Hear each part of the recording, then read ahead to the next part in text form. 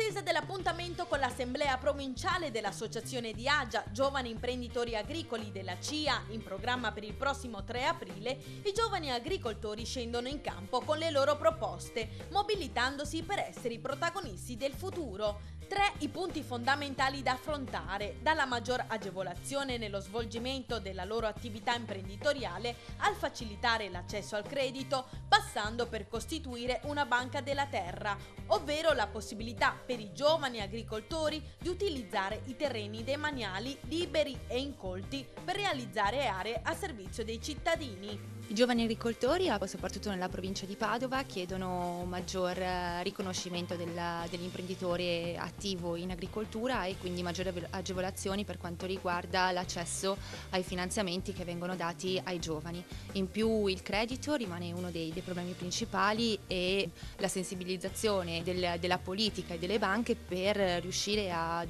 investire molto di più sulle nostre idee senza basarsi su un capitale dei giovani che al momento non hanno a disposizione. Un altro dei nostri progetti è quello di istituire la Banca della Terra, dove viene censita un registro dove sono presenti tutte le terre, non solo demaniali ma anche le terre private. Riguardo proprio a questo progetto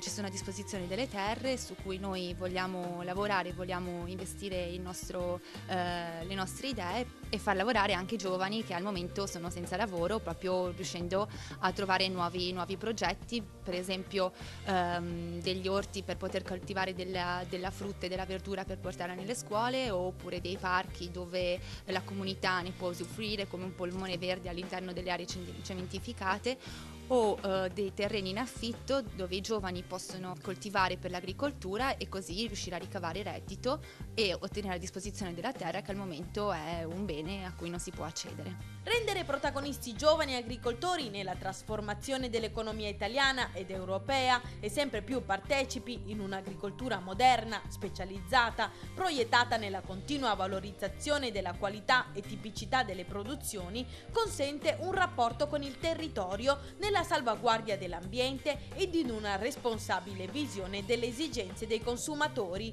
costituisce dei veri e propri incubatori di idee, iniziative ed innovazioni tecnologiche,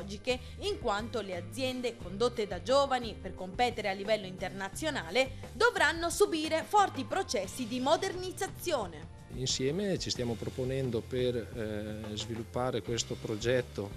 in funzione comunque di un cambiamento totale del territorio mal sfruttato, mal organizzato. Ci proponiamo di reinventare, ricostruire questi siti rubati all'agricoltura, rubati alla collettività, rubati all'ambiente, al territorio, creando delle zone di bene comune, di rinnovamento ambientale, con parchi che comprendono praticamente tutta la filiera agricola e rurale del territorio, sviluppando un progetto ecosostenibile, ovviamente ecocompatibile, che riporti a galla i valori della natura e dell'ambiente, con zone sociali, con zone ricreative,